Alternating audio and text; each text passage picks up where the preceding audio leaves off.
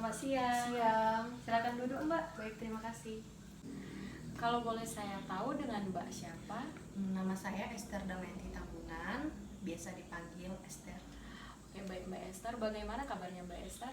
Puji Tuhan, kabar saya baik aja.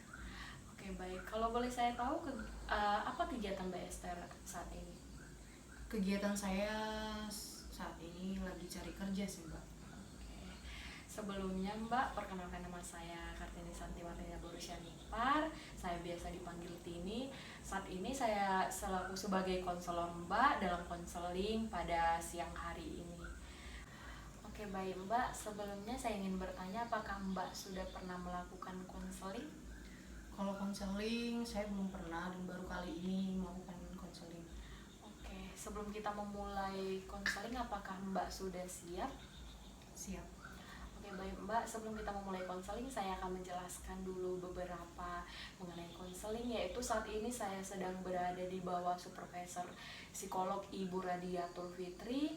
Saya akan mendengar penuh apapun yang Mbak ceritakan sehingga Mbak tidak perlu ragu atau malu untuk menceritakan apapun itu. Apapun yang Mbak ceritakan akan saya jamin kerahasiaannya, namun apabila ada sesuatu yang di luar kemampuan saya, maka supervisor saya yang akan membantu. Apakah Mbak sudah jelas apa yang sudah saya jelaskan? Jelas, Mbak. Oke, baik Mbak, kita akan memulai konseling pada siang hari ini. Oke, baik Mbak, sebelumnya saya ingin tahu apa sih hal yang mendorong Mbak sehingga Mbak datang ke tempat ini untuk melakukan konseling pada hari ini? Iya, jadi gini, Mbak. Sekarang kan sedang marak-maraknya pandemi COVID-19 ini udah setahun, dan ini juga lagi PPKM. Jadi posisi saya saat ini sedang nganggur, Mbak. Saya tinggal bersama orang tua, adik saya 3, saya anak pertama. Oke, jadi yang menjadi permasalahannya itu apa Mbak?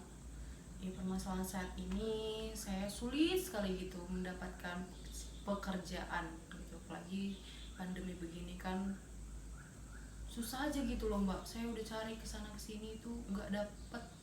Pokoknya gimana ya, saya kadang sedih gitu loh. Kenapa harus ada sih pandemi ini gitu loh, kan semuanya jadi susah. Saya sama teman-teman saya ngelamar gitu loh, Mbak, ya, sampai 5 perusahaan, dan kami bertiga itu yang kompak-kompak itu yang nggak bisa gitu, nggak ada yang diterima gitu di situ gitu loh. Makanya saya bingung itu kenapa gitu loh, apa ada yang salah gitu fresh graduate-nya saya. Kalau saya jurusan komputer S1 loh, Mbak. Susah gitu cari kerjaan, nggak tahu kenapa.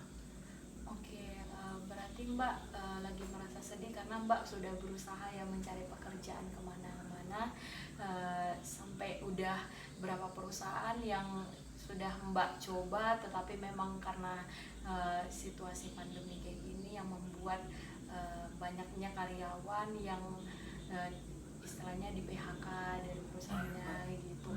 Jadi apakah keluarga juga ikut campur tangan mengenai hal kayak gini yang Mbak rasakan? Iya, kalau keluarga ya pasti dong kan. Apalagi posisi saya di rumah, adik saya 3 dan kami tidak ada yang bekerja. Ayah saya juga seorang supir. Kalau pandemi gini ya tau lah, Mbak, gak ada yang mau naik angkutan gitu kan, karena di rumah kan gitu. Angkutan gak ada yang jalan, dia juga ikut di rumah. Dan saat ini yang bekerja itu cuma ibu saya tuh, kami semuanya di rumah.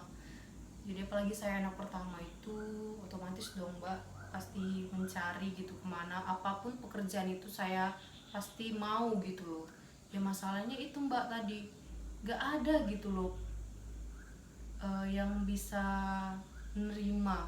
Saya nggak tahu apa kekurangan saya, apa memang karena pengurangan karyawan atau apa. Teman-teman saya juga pada pengurangan karyawan gitu, cuman ya mungkin karena pandemi ini kali ya, Mbak, ya.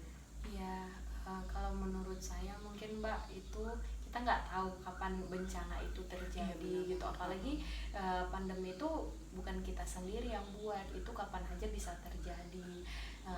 Mungkin itu juga karena efek pandemi ini yang membuat banyaknya karyawan yang di PHK, ada beberapa karyawan juga yang dirumahkan sehingga mereka bekerja di rumah untuk apalagi pandemi ini virus ya, untuk mencegah juga terjadinya penyebaran virus. Jadi memang ya memang sebelumnya Mbak, sebelum ada pandemi pun memang mencari pekerjaan itu tidaklah gampang, tetapi ada baiknya juga Mbak selalu berusaha, berdoa, dan minta doa dari orang tua supaya Mbak itu mendapat kelancaran dalam mencari pekerjaan dan diterima di perusahaan-perusahaan yang Mbak lamar. Jadi ya itulah dari saya, Mbak selalu berusaha, karena kita tahu ada pepatah yang mengatakan bahwa tidak ada usaha yang mengkhianati hasil. Jadi menurut saya Mbak untuk tetap berusaha sampai Mbak mendapatkan apa yang Mbak inginkan, karena ketika Mbak mendapatkan apa yang Mbak inginkan, Mbak bisa membanggakan keluarga Mbak, diri Mbak sendiri. Jadi ada kayak hadiah yang Mbak terima gitu. Tetaplah Mbak berusaha gitu sampai ya sampai benar-benar Mbak mendapatkan apa yang Mbak inginkan gitu. Karena memang kita nggak tahu pandemi ini kapan berhentinya, kapan selesainya. Jadi menurut saya itu, dan Mbak juga tetap berdoa juga, minta doa juga dari orang tua, karena doa orang tua yang segala-galanya yang kita harapkan untuk mencapai semua keinginan kita gitu. Jadi ya tetaplah Mbak berusaha walaupun ada pandemi kayak gini, tetap, karena Mbak harus mikir juga gini kan, Mbak juga paling enggak Mbak juga sarjana kan, dan perusahaan juga pasti ada yang dipikirkan mereka, oh ini sarjana, ini pasti ada soft skillnya gitu, karena tiap perusahaan kan beda-beda. Jadi Mbak tetap berusaha, Mbak tetap bersabar untuk adanya panggilan dari perusahaan-perusahaan gitu, Mbak. Iya, Mbak, terima kasih. Oke, baik Mbak, apakah ada yang ingin Mbak sampaikan lagi? Cukup, Mbak, saya cukup. Oke, saya ingin bertanya, bagaimana perasaan Mbak setelah kita melakukan konseling pada hari ini? Iya, terima kasih. Saya sebelumnya mengucapkan kepada Mbak Kartini sudah mendengarkan saya. Ya, untuk saat ini saya cukup lega, sudah mendapatkan solusi, ya sudah mendengar semuanya. Terima kasih untuk solusinya. Saya akan terus berusaha dan belajar dan tetap berdoa. Oke, baik Mbak, sekian konseling dari kita Mbak. Saya juga mengucapkan terima kasih banyak kepada Mbak Esther yang mana Mbak telah mau bercerita tentang apa yang lagi Mbak rasakan, sehingga saya juga bisa memberikan feedback yang ya paling enggak gitu ya, Bu. ada yang Mbak terima dari yang saya berikan gitu. Saya mengucapkan terima kasih banyak juga kepada Mbak Esther. Saya ucapkan kepada Mbak, selamat siang Mbak. Siang, terima kasih.